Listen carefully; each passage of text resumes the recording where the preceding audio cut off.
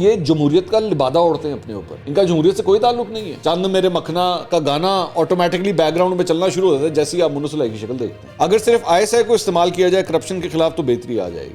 Role of law توڑنے کی ایک اعلیٰ مثال ہے آپ. میرا آپ سے بیسک اختلاف ہی یہی ہے کہ آپ ایک دوغلے انسان ہیں. جنرل باجوہ کی مراد علی شاہ اور آصف علی زرداری کے ساتھ ڈیل ہوئی تھی. میں نے اپنا یہ سوال پٹ کیا جنرل باجوہ کے ذرائع کے. اب جو میں آپ کو خبر دینے جا رہا ہوں وہ میں بڑی انتہائی ذمہ داری کے ساتھ آپ کے ساتھ شیئر کرنے جا رہا ہوں. ایک پریزنٹیشن دی گئی تھی ایک کمرے کے اندر. وہ پریزنٹیشن جنرل فیض نے دی تھی.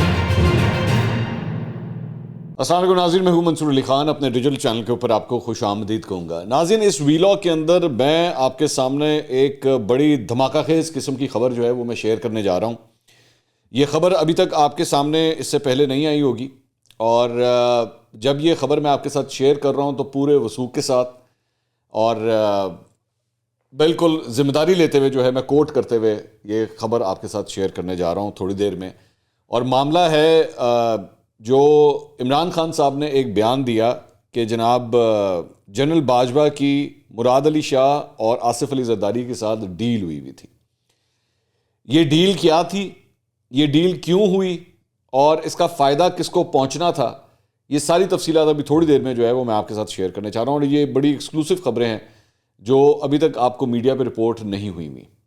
ٹھیک ہے، اور بس آپ کو تھوڑا سا انتظار کرنا پڑے گا کیونکہ کل میری ذرا کچھ مصروفیات زیادہ تھیں تو ویلاگ جو ہے وہ میں صرف ایک کل میں کر سکا. تو ابھی تھوڑی دیر میں یہ ساری تفصیلات جو ہے میں آپ کے ساتھ شیئر کرتا ہوں.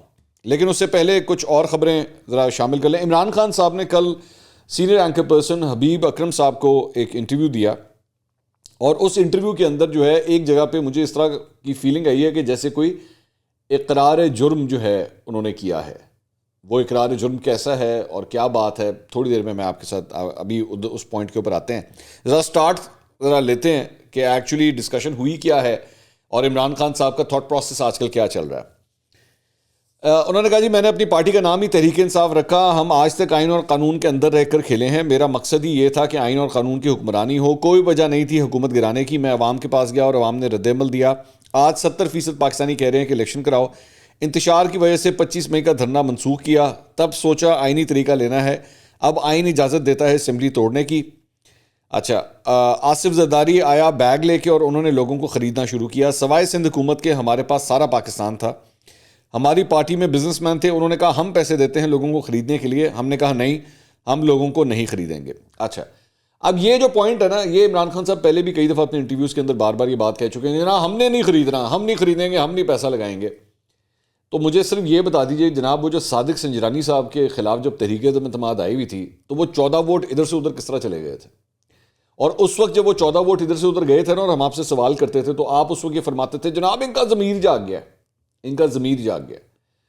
تو بھائی اگر ان 14 کا ضمیر جاگا تھا نا تو یہ جو 20-25 ہیں ان کا بھی پھر ضمیر ہی جاگا. اور اگر ان 20-25 نے پیسے لیے نا تو پھر ان 14 نے بھی پیسے ہی لیے تھے. ٹھیک ہے، ان 14 نے بھی پیسے لیے تھے آپ کے کینڈیڈیٹ کو سپورٹ کرنے کے لیے. تو برائے مہربانی لوگوں کے ساتھ نا یہ باتیں مت کیا کریں کہ لوگ جیسے بیوقوف ہیں اور ان کو یاد نہیں رہتا. ٹھیک ہے، آپ کے سینٹ کے اندر سینٹ کے الیکشنز جب ہوئے تھے، ٹھیک ہے، یہ تو صادق سنجرانی صاحب کا تحریک اعتماد کا معاملہ تھا نا. آپ کے جو سینٹ کے الیکشنز ہوتے رہے ہیں پنجاب کے اندر، آپ کے کینڈیڈیٹس جو ہیں وہ اپنی الاٹڈ کوٹے سے زیادہ ووٹ لیتے رہے ہیں. ذرا عرض کرنا فرمائیں گے کہ وہ کس طرح ووٹ لیتے رہے ہیں اور وہ سب کچھ کیا ہوا تھا. اور ذرا مجھے یہ بتائیں گے کہ جناب آپ کے عثمان بزدار کو جب آپ نے وزیر اعلیٰ بنایا تھا تو وہ جہازوں میں اڑ اڑ کے لوگ جو ہے آپ کے پاس آ رہے تھے، وہ کس چکر میں آ رہے تھے؟ وہ کون کروا رہا تھا؟ اور جب اگر آپ کرپشن کی بات کرتے ہیں کہ جناب کرپشن اور یہ پیسہ لگ گیا، پیسہ لگ گیا، کیا صرف اسی کو کرپشن کہتے ہیں یا اسٹیبلشمنٹ کے بلبوتے کے اوپر لوگوں کو ادھر سے ادھر کروانا اس کو بھی آپ کرپشن کہتے ہیں یا نہیں کہتے؟ وہ 2 نمبری نہیں ہے. جب لوگوں کو بھر بھر کے جہازوں کے اندر جو ہے وہ عثمان بزدار کے لیے لایا جا رہا تھا، وہ 2 نمبری نہیں تھی، وہ سب ٹھیک تھا. جب ان کو بیٹھ کے آپ گلے میں دوپٹے پہناتے تھے پاکستان تحریک انصاف کے جھنڈے کے، وہ 2 نمبری نہیں تھی. ادھر آ کے آپ کی زبان بند ہو جائے گی، ہے نا. اس کے بعد آگے چل کے فرماتے ہیں کہ ہم نے فیصلہ کیا ہم اس کا حصہ نہیں بنیں گے. ہم خود ہی ملک کی جمہوریت اور اخلاقیات تباہ کر رہے ہیں. پھر سوال ہوا جی آپ کی رائے اداروں کے مخالف ہے، کل کو آپ نے حکومت میں بھی آنا ہے اور انہی اداروں سے کام لینا ہے. تو اس کو انہوں نے جواب دیا کہ ہمیں فیصلہ کرنا پڑے گا ہم کس طرح کا ملک چاہتے ہیں. ملک میں ایک آدمی فیصلہ کرتا ہے حکومت گرانے کا اور وہ چوروں کو NRO دے کر ملک میں مسلط کر دیتا ہے. ہندوستان کی ٹی وی کو دیکھیں, وہاں کیسے پروگرام ہو رہے ہیں پاکستان میں. میں صرف اس لیے چپ کر جاؤں کہ اسٹیبلشمنٹ ناراض ہو جائے گی. مان لیا میری حکومت صحیح کام نہیں کر رہی تھی تو ٹیکنوکریٹس لے آئیں, بسم اللہ, لیکن چور قبول نہیں ہے. مطلب آپ یہ اندازہ کیجئے اس شخص کی مخالفت کا کہ یہ کہتے ہیں کہ جناب ملک میں ایک آدمی فیصلہ کرتا ہے حکومت گرانے کا. ظاہری بات ہے جو بھی آرمی چیف ہوتا ہے اس کی بات کر رہے ہیں کہ جناب وہ فیصلہ کرتا ہے کس کی حکومت آئے گی کس کی. تو حضور جب آپ کو وہ ایک آدمی کی وجہ سے, اور اس وقت جب آپ 2018 کا الیکشن جیتے تھے تو اس وقت آپ کو کوئی تکلیف نہیں ہوئی تھی؟ اس وقت آپ کو محسوس نہیں ہوا تھا کہ جناب یہ جو مجھے سپورٹ مل رہی ہے یہ غلط ہو رہا ہے, میرے پاس یہ اصل سپورٹ نہیں ہے, لیکن میرے لیے جو کچھ اسٹیبلشمنٹ کر رہی ہے اس وقت یہ بہت غلط کر رہی ہے, یہ جمہوری طریقہ نہیں ہے. اس وقت آپ کو کوئی مطلب آپ کو اس وقت کوئی تکلیف نہیں ہوئی تھی. آج آپ کو بیٹھ کے سارا کچھ یاد آنا شروع ہو گیا. میں یہ نہیں کہتا کہ آپ غلط کہہ رہے ہیں, میں آپ کی بات کے ساتھ کھڑے ہونے کو تیار ہوں, لیکن جناب آپ نے خود جب جھولے لیے بیٹھ کے, ان کی گود میں بیٹھ کے جب آپ خود جھولے لے رہے تھے, تب آپ کو یہ جمہوریت یاد نہیں آئی؟ اور اس کے بعد آگے چل کے آپ یہ کہتے ہیں ٹیکنوکریٹس کی بے شک حکومت لے آئیں, ٹیکنوکریٹس کی حکومت لے آئیں, لیکن مجھے یہ چور قبول نہیں ہے. یہ آپ کا رویہ خود جمہوریت کے خلاف ہے جب آپ اس قسم کی بات کرتے ہیں کہ ٹیکنوکریٹس کیا ہوتے ہیں. ساری باتوں کو لا کے انسٹال کیا جاتا ہے, جس طرح شوکت عزیز کو لے کر آئے تھے مشرف صاحب, جس طرح شوکت عزیز کو لائے تھے, لا کے انہوں نے بٹھا دیا تھا یہاں پہ. تو آپ کو اس طرح کی بھی حکومت پسند ہے. اسی لیے میں کہتا ہوں یہ جمہوریت کا لبادہ اوڑھتے ہیں اپنے اوپر. یہ جمہوریت نہیں, جمہوری پسند نہیں ہے, یہ جمہوریت پسند نہیں ہے, ان کا جمہوریت سے کوئی تعلق نہیں ہے. اور چور کون ہے, ڈاکو کون ہے, اس کا فیصلہ عوام نے کرنا ہے. اگر کوئی چور ڈاکو ہے, لوگ اس کو نہیں ووٹ دیں گے, بات ختم ہو گئی. یہ ہے جمہوریت. آپ کو اپنے دماغ سے یہ چیز نکالنی پڑے گی کہ بس میں ہی صحیح ہوں, باقی سارے غلط ہیں, باقی جو میرے خلاف الیکشن میں کھڑا ہو گیا نا وہ چور ہے. بس میرے خلاف الیکشن میں کوئی کھڑا ہو جائے وہ چور ہے. اور آپ اسی طرح بالکل یہی رویہ آج سے چند سال پہلے تک آپ کا پرویز الہی کے بارے میں بھی تھا کہ جناب پنجاب کا سب سے بڑا ڈاکو, کیونکہ اس وقت پرویز الہی آپ کے اپوزٹ تھے. آج آپ ان کو جفیاں ڈالتے نہیں آپ تھکتے, ان کے پیر دھوتے نہیں آپ تھکتے.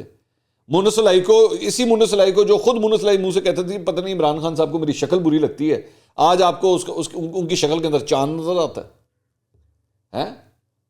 چند میرے مکھنا کا گانا آٹومیٹکلی بیک گراؤنڈ میں چلنا شروع ہو جاتا ہے جیسے ہی آپ مونس الہی کی شکل دیکھتے ہیں. تو یہ ہے وہ تضادات, یہ آپ کی پرسنالٹی کی وہ تضادات ہیں. اس کے بعد آگے چل کے انہوں نے کہا کہ جی انصاف کے لیے عدلیہ چاہیے, عدلیہ سے کبھی لڑائی نہیں کرنی چاہیے, اسٹیبلشمنٹ کا بہت بڑا رول ہے. اسی اسٹیبلشمنٹ کا ایک بندہ سارا ملک تباہ کر رہا ہے, رول آف لا تباہ کر رہا تھا. یہی اسٹیبلشمنٹ ملک میں انصاف قائم کر دے تو ملک اٹھ جائے گا. کام تو انہی اداروں کے ساتھ کرنا ہے. تو سوال ہوا اس کے بعد کہ جی 4 جولائی کو صدر کے انتخاب کا عمل شروع ہو جائے گا, تو جو آپ کر رہے ہیں آپ کو نہیں لگتا اس سے پی ڈی ایم اپنا صدر لے آئے گی اور وہ آصف زرداری بھی ہو سکتے ہیں؟ انہوں نے کہا اتنا آگے کا تک ابھی تک میں نے سوچا ہی نہیں ہے. تو بیسکلی مطلب ان کی جو شارٹ سائٹڈنس ہے اس سے بھی آپ اندازہ کر سکتے ہیں کہ یہ وہاں تک ابھی تک پہنچے ہی نہیں ہے. ویسے اس طرح ہوتا نہیں ہے, میں ان کی بات سے ڈس ایگری کرتا ہوں, اس طرح ہوتا نہیں ہے. سیاستدان جو ہوتا ہے نا وہ ایک سال کی پلاننگ کر کے رکھتا ہے. اور میں عمران خان صاحب کو یہ بے شک اپنے آپ کو بڑا بھولا بیٹھ کے کنسیڈر کروائیں, لیکن میں جانتا ہوں کہ یہ اب بڑے شروڈ قسم کے پولیٹیشین بن چکے ہیں. یہ اب آپ اس کو کریڈٹ لیں, آپ اس کو برائی سمجھیں, لیکن میرا خیال میں بڑے شروڈ قسم کے پولیٹیشین بن چکے ہیں. اس کے بعد انہوں نے کہا کہ میں سمجھ رہا ہوں پاکستان کا کرائسس شروع ہو گیا ہے. جنوری اور فروری میں معاشی کرائسس بڑھ جائے گا. ملک میں عدم استحکام صرف اور صرف الیکشن سے صحیح ہوگا. پھر ان سے سوال ہوا اب اگر آپ کو حکومت ملتی ہے تو آپ معیشت سنبھال لیں گے؟ اس کے لیے ملک میں ایک ہارمنی بنانی پڑے گی, اس کے لیے آپ کو اسٹیبلشمنٹ کی ضرورت ہوگی. انہوں نے کہا اسٹیبلشمنٹ کے ساتھ ایک بیلنسڈ ریلیشن نہ ہو تو ملک نہیں چلتا, کیونکہ وہ ایک ادارہ ہے جو منظم ہے ابھی تک. اچھا, پھر انہوں نے کہا جی رمیز راجہ اچھی پرفارمنس دے رہا تھا, اس کو ہٹا کے نجم سیٹھی کو لے آئے. فوج میں کوئی مداخلت نہیں ہے, اس کی ضرورت تو پڑتی ہے. اگر صرف ISI کو استعمال کیا جائے کرپشن کے خلاف تو بہتری آ جائے گی. آپ ذرا اندازہ کیجئے کہ ایک جگہ یہ کہتے ہیں کہ جی بیلنس ریلیشن شپ ہونا چاہیے. یہ ISI کا کام ہے, یہ ISI کا کام ہے کہ وہ بیٹھ کے کرپشن کے خلاف یہ سب کچھ کرے. آپ کے پاس اینٹی کرپشن کا محکمہ پورا موجود ہے, آپ کے پاس نیب موجود ہے. اس طرح اچھا ان کا سارا دار و مدار جو ہے نا ہمیشہ ایجنسیوں کے اوپر ہی آتا ہے. ISI کر دے, بس ISI میرا یہ کام کر دے. میں نے انٹرویو میں ایک دفعہ ان سے یہی سوال کیا تھا کہ بھائی, انہوں نے مجھے کہا جی ISI میری آڈیوز ٹیپ کرتی ہے. تو میں نے اس وقت میں نے کہا یار یہ کام ہے, یہ کام ہے آئی ایس آئی کا کہ وہ بیٹھ کے آپ کی آڈیو ٹیپ کرتی ہے. انہوں نے مجھے جسٹیفائی کیا نہیں وہ میری پروٹیکشن کے لیے کرتی ہے. میں نے اس وقت بھی مجھے پتا تھا بھائی یہ طریقہ صحیح نہیں ہے. ایک دن آئے گا آپ کی آڈیوز باہر آنا شروع ہو جائیں گی, اور وہی ہوا, آنا شروع ہوگی. اب بیٹھ کے چیخیں مارتے ہیں کہ یہ کیا طریقہ ہے, یہ کیوں میری آڈیوز باہر آ رہی ہیں. او بھائی اس لیے کیونکہ آپ ان کو اپنے دائرہ کار سے باہر جانے دیتے ہیں. اب آپ یہاں پہ خود یہ فرما رہے ہیں جی آئی ایس آئی کرپشن کنٹرول کر. آئی ایس آئی کا کام نہیں ہے کرپشن کنٹرول کرنا. جب اس ادارے سے آپ وہ کام ہی نہیں لیتے جو اس کا کام ہے, آپ ان کو ان کاموں کے اندر لگا دیں گے بیٹھ کے, تو پھر یہی ہونا ہے نا. پھر تو سارا کا سارا آوے کا آوے ہی پلٹ جانا ہے. پھر اس کے بعد انہوں نے کہا جی پاکستان کے گورننس سسٹم کو وہ بنانا ہے جو پہلے کبھی نہیں تھا اگر یہ حکومت کی فوج بن جاتی ہے. یعنی پھر ان سے سوال ہوا یعنی آپ کہہ رہے ہیں کہ گورننس میں فوج کو شامل کیے بغیر چارہ نہیں ہے. انہوں نے کہا میں بات کر رہا ہوں رول آف لا کے اندر. ہر جگہ چیزوں پر عمل درآمد نہیں ہوتا رول آف لا کے اندر. اب یہ رول آف لا کے اندر رول آف لا کہاں تک بنے گا؟ ایک جگہ آپ کہتے ہیں جی میری آڈیو ریکارڈ کر لیں, کوئی مسئلہ نہیں, بس میری آڈیو ریلیز نہ کریں. آپ کو خود پتا نہیں ہے رول آف لا کیا چیز ہے, کیونکہ رول آف لا آپ طے کرتے ہیں, آپ اپنا بتاتے ہیں کہ جناب میں بتاتا ہوں رول آف لا کیا ہوتا ہے. آئین اور قانون وہ ہوگا جو عمران خان کہے گا, جو کتاب میں لکھا ہے میرا اس سے کوئی تعلق نہیں ہے. اور آئین و قانون کے جس طرح آپ لوگوں نے دھجیاں اڑائی تھیں, قاسم سوری والا معاملہ یاد ہے, آپ لوگ جسٹیفائی کرتے رہو نہیں جی اسپیکر کا اختیار ہے, ڈپٹی اسپیکر کا اختیار ہے, ٹھیک ہے اس نے طریقہ سے میں تمہارا اٹھا کے باہر پھینک دی, بالکل ٹھیک ہے, وہ رول آف لا تھا. اور اس کے بعد جو بھونڈا مذاق کیا گیا, ادھر یوں کر کے طریقے سے میں تمہارا باہر پھینکی, ادھر وہاں سے عمران خان صاحب آئے قوم سے خطاب کیا, لو جی میں اسمبلیاں تحلیل کرتا ہوں, الیکشن کی طرف جائیں گے. او عارف الوی صاحب نے بھی جو جناب سمری کو ایکسیپٹ کر لیا, اے لو چلو, یہ تھا رول آف لا. اس طرح ہوتا ہے rule of law. Rule of law توڑنے کی ایک اعلیٰ مثال ہے آپ, اعلیٰ ترین مثال. جس طریقے سے آپ ڈسکا کا الیکشن یاد ہے, ڈسکا کا الیکشن رول آف لا تھا.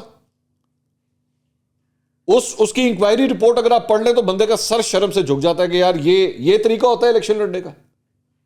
کس طرح پوری اسٹیٹ مشینری کو استعمال کیا گیا صرف تاکہ آپ کا کینڈیڈیٹ کسی طرح جیت جائے. اس کے بعد ان سے پوچھا گیا جی آپ پرویز الہی کے ساتھ سیٹ ایڈجسٹمنٹ کر رہے ہیں, کیا آئندہ بھی اتحادی حکومت بنائیں گے؟ انہوں نے کہا ان کے ساتھ ہمارا اتحاد ہے, آئندہ سیٹ اپ میں سیٹ ایڈجسٹمنٹ کر رہے ہیں. کیا وہ اپنے نشان پہ الیکشن لڑیں گے یا آپ کے؟ انہوں نے کہا اس پہ بات چیت ابھی ہو رہی ہے.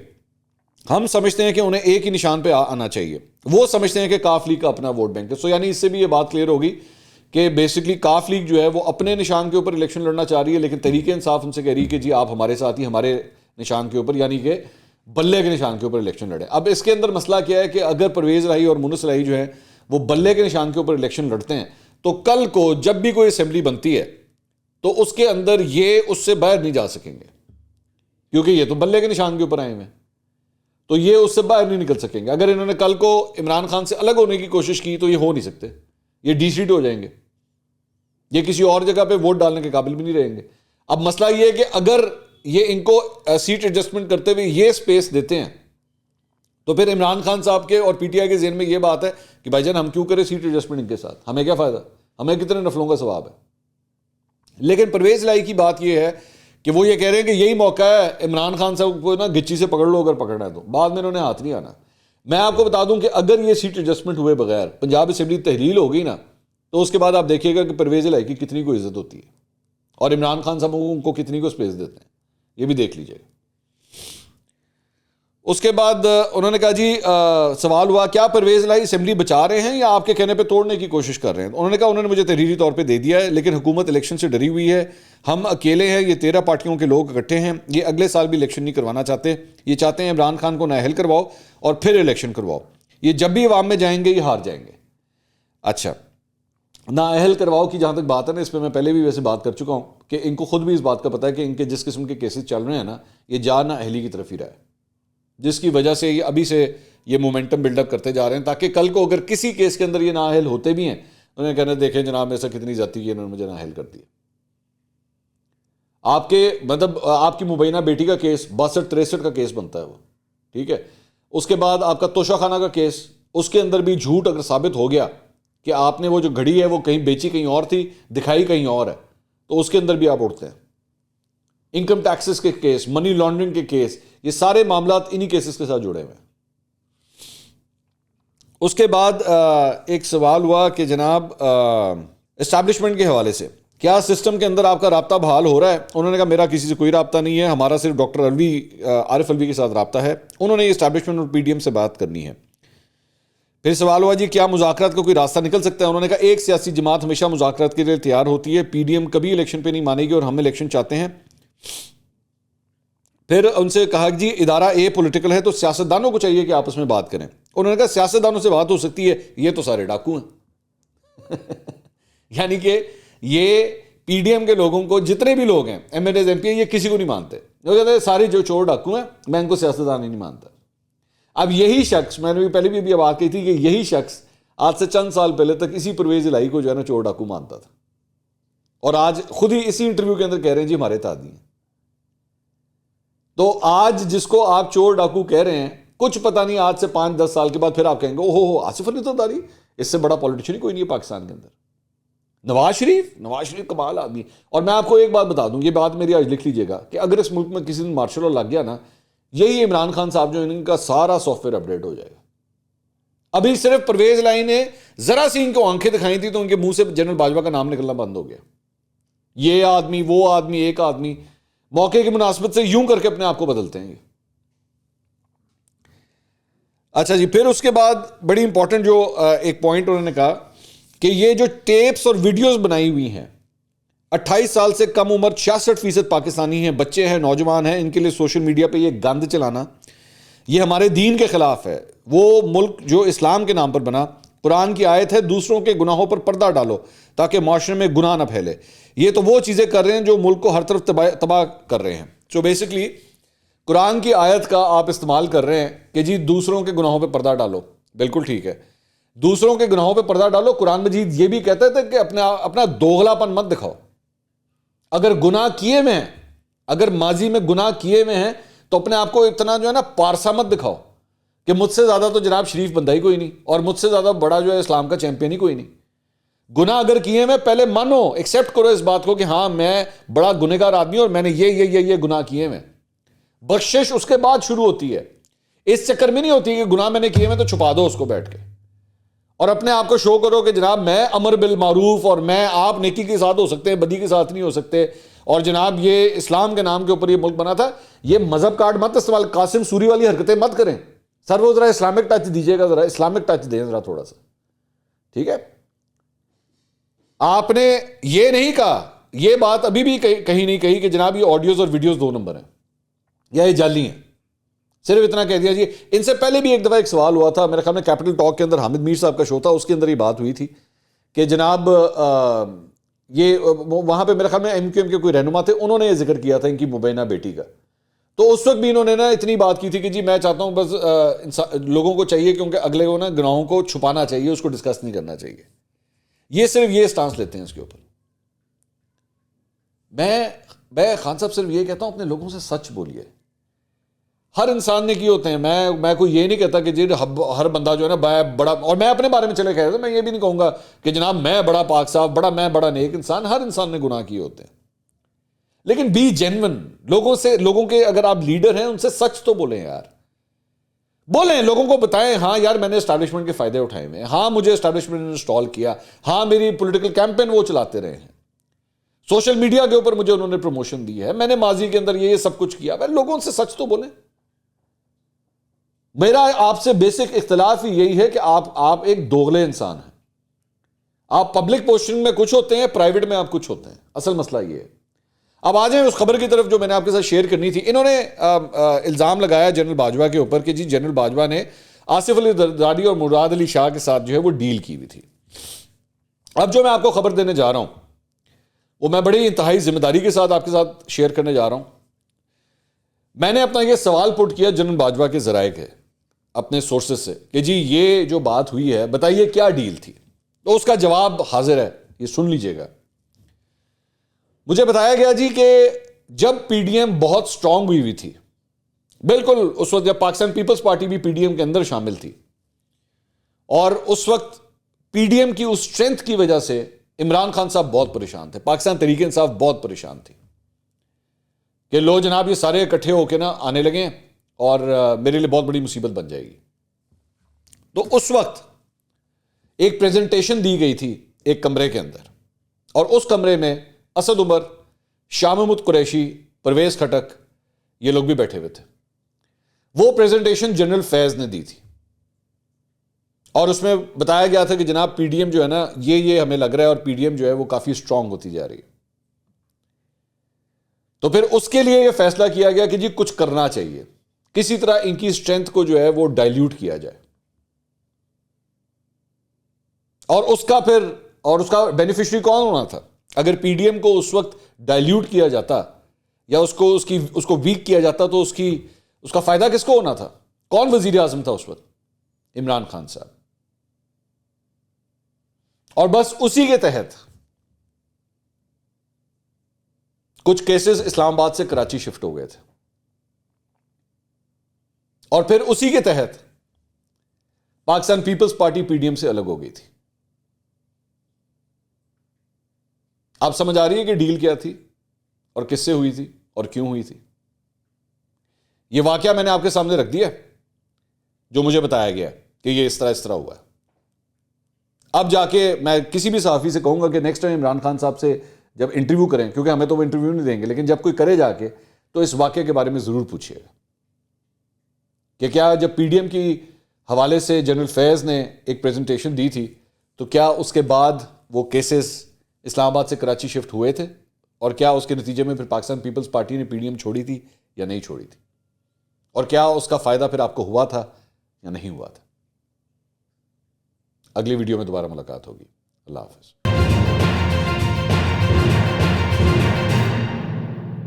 آپ ایک بڑے سوفسٹیکیٹڈ ایجوکیٹڈ قسم کے انسان تھے, کتنے پھنس گئے آگے؟ اچھا گلن دو ہی غلط نہیں. میں اس کو کہتا تھا کہ حاجی خان صاحب نے حاجی آج کل کسی اور کا نام رکھا ہے. ہارون آج بھی محفل کی جان ہوتے ہیں, ایسا ڈر نکل جائے عمران خان ہے. آپ ایک لفنگے تھے قسم کے, شپاٹر ٹائپ. آپ باس تھے. تو جب آپ کو باس کہتے تھے اور کچھ لوگ آپ کو باس کہتے تھے. امان اللہ صاحب کی خاص مہربانی تھی مجھ پہ, جو ان کے آخری الفاظ تھے, او دیکھو او آ رہا ہارون, گاڑی رکھ لی ہے, عزت میری پھر نہیں رکھتا. پھر اس نے مجھے وہ دور دانس سٹیپس بتائے. اچھا وہ اب میں یہاں پہ نہیں کر کے دکھاؤں, ٹھمکے تھے. لیکن آپ کا دل کر رہا ہے ویسے. ناظرین کو ہم اتنے نظر آ رہے ہیں, اس نے نیچے سے ہلکا سا کر دیا. قاسم, سب سے بری عادت کیا ہے ہارون کی؟ بھائی صاحب جو ہیں گھس گئے ہیں واش روم, یہ پھر بڑا آدمی بن کے نکلتا. بندہ ریٹائر ہو جاتا ہے نا تو پھر جوتا چوک کے کہتا ہے یار انہیں بڑا ساتھ دیا ہے نا. یہ وہ یار کتنے اچھے نوٹ پہ ہیں, میرے کتنے اچھے نوٹ پہ آپ ختم کر رہے ہیں.